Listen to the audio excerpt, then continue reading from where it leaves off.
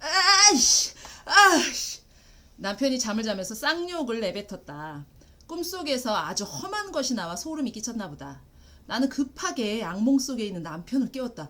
자기야, 자기야 일어나. 악몽 꿨어?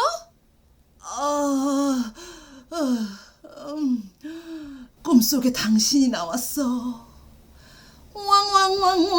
왕왕왕왕왕. 보통 다툼과 갈등이라는 게 그전 편안하고 익숙하고 안정적인 상태에서 새로운 다른 주장, 즉 변수가 등장할 때 충돌이 일어나면서 시작된다.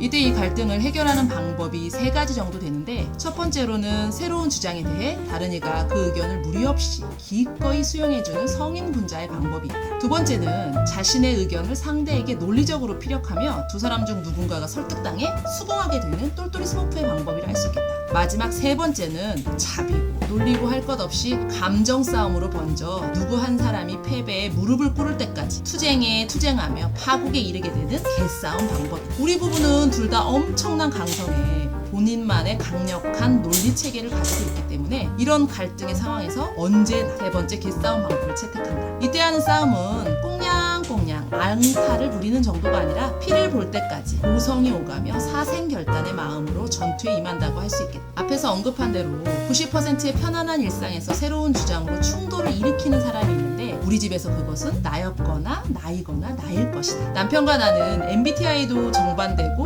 성향도 다르고 성격도 너무 다르다. 나는 에너지가 넘치고 낙천적이며 언제나 새로운 아이디어가 떠오르는 강한 성격을 가지고 있다. 한마디로 일 저지르는 사고뭉치란 소리다. 그에 비해 남편은 현실적이고 책임감 있는 강한 성격을 가지고 있는 사람인데다 자신에 대한 자부심까지 넘쳤다. 우리는 이런 사람을 꼰대라고 부른다. 나는 꼬마 때부터 수많은 사람 중에 눈에 띄는 좀 특이한 어린이였는데, 여자치고 목소리도 크고 붉었으며 호기심이 많고 궁금한 건 반드시 해봐야 직성이 풀리는 그런 사람이었다. 물론 그 열정으로 금방 지루해하고 실증내서 마무리가 잘 이루어지진 않았지만 말이야. 그런 내가 대한민국 사회에 잘 순응하고 안정화된 사회 구성원인 남편과 의견 조율이 쉽겠는가? 우리는 결혼 직후부터 서로의 의견이 낯설고 이해가 되지 않았다. 그로 인해 참 많이 싸웠고 또 지금도 싸우고 있다. 그런데 지난 여름 10년 동안 산 아파트에서 새로 지은 신규 아파트로 이사가자는 플랜 A의 계획을 줬고,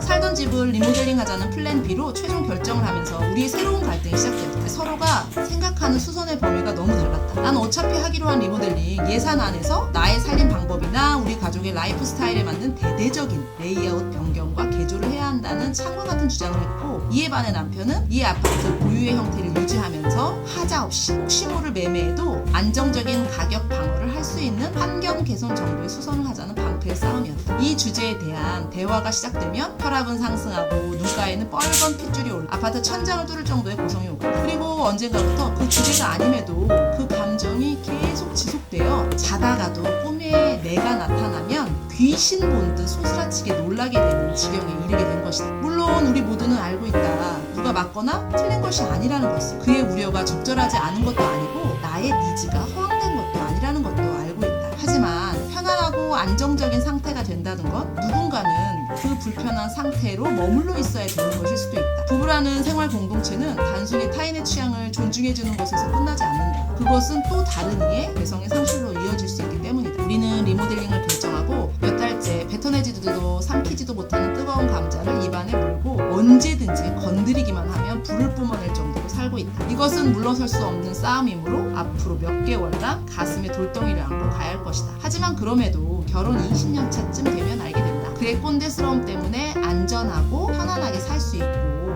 나의 대책 없는 말썽 덕분에 조금 더 행복하고 재미있게 웃으며 살 수 있다는 걸 말이다. 우리는 공통의 가치관을 가지고 서로를 인정한다. 그러니 지금 이 순간의 충돌이나 다툼으로 더한 불행을 사거나 우울감에 휩싸이지도 좌절하며 포기하지도 않을 것이다. 다만 나는 이번 전투에도 절대 지지 않으리라는 불굴의 의지를 갖고 열심히 싸워보려고 한다. 그리고 그 과정의 기록을 정리해보려 한다. 이 기록은 우리나라 사람의 특징인 싸움 앞에서 소리치기, 동네 사람들 내 말 좀 들어보소이다. 그러니 앞으로 여러분들은 우리나라 사람 특유의 따뜻하고 넓은 오지랖으로 나를 응원해주기 바란다. 구독, 좋아요, 알림 설정으로 말이다.